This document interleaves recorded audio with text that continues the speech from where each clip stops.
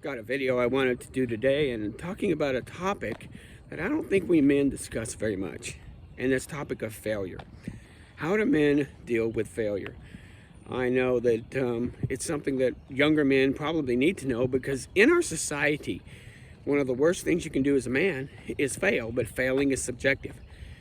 And I'm going to say is that we men don't learn without failure. I've got a book that I read, and I did a book report on it and put it on video about a book called Point Man. The idea that men becoming leaders because we have to take point, we have to take charge.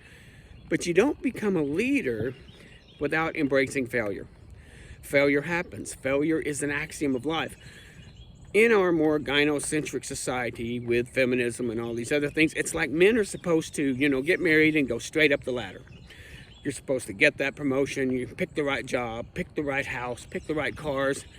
You can fix anything, you can do anything, you're a hero. And then all of a sudden, when you're not that hero, when you make mistakes, when you choose wrong, all of a sudden, their eyes go from this to this. The idea that all of a sudden you're not the man I thought you were, and you're not the man I married. Well, did you marry me, or did you marry a fantasy that you built in your head from Walt Disney movies? If you look at Hallmark movies, these men never make a mistake. They ride into town, they step off the stage, or they get off the train, and everything goes well. But I'm going to tell you, as men, we learn by failure. Don't be afraid to fail. I failed for many years till I learned that failure was okay. Failure is good. Failure means you tried. Failure means you popped the hood. Failure means you grabbed a hammer and a nail and you gave it a try. Failure means you didn't read it well enough. You didn't follow the directions right. And the good thing about life, especially if you're a man, it'll give you chances to fail in small things. And later on, you'll learn how to succeed in big things. So I think men, start embracing failure. One of the most important things you can do is not get caught up in right and wrong so much as correct and incorrect. That's something I got from the late, great Kevin Samuels. He once said that it's more important to be correct than it is to be right. You can fight over being right. What's the right way to load a dishwasher? What's the right way to fold the laundry? Well, you can fight over that if you want to. Pick one. But the design of anything, the makeup of anything, the nature of anything will tell you how you need to deal with it. An example I'll throw in real quick is that I was going for a walk one day. This was maybe 30 years ago. But I was out in the woods and I came across a coyote. And the first thing I thought was, what is this coyotes? What's their nature?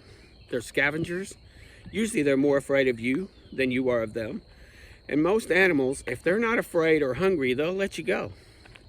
So I didn't look at his eyes. I just kind of looked in his direction. I turned one way, he turned the other. That was that.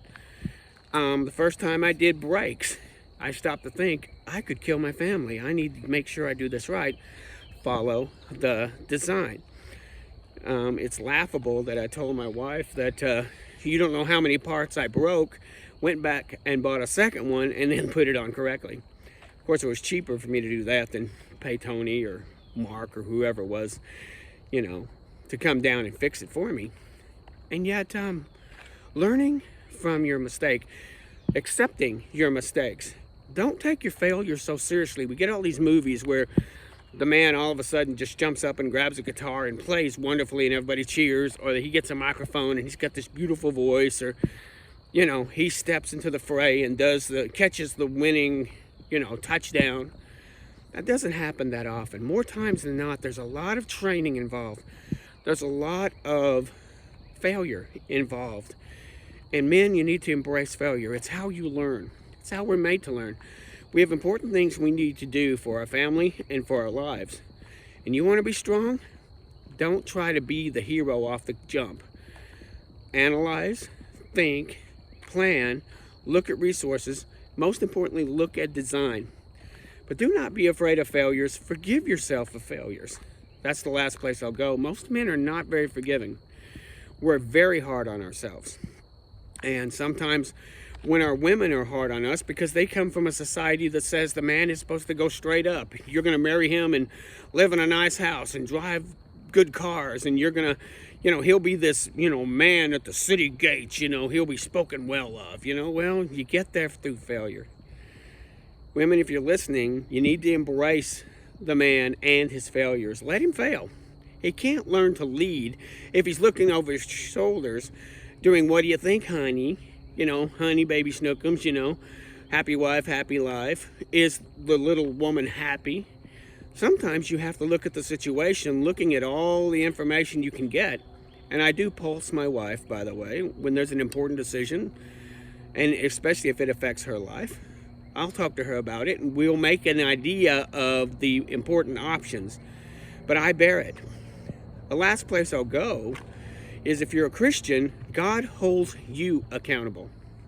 He holds you accountable. When he came after the fall in the garden, he didn't look for Adam and Eve. He said, Adam, where are you?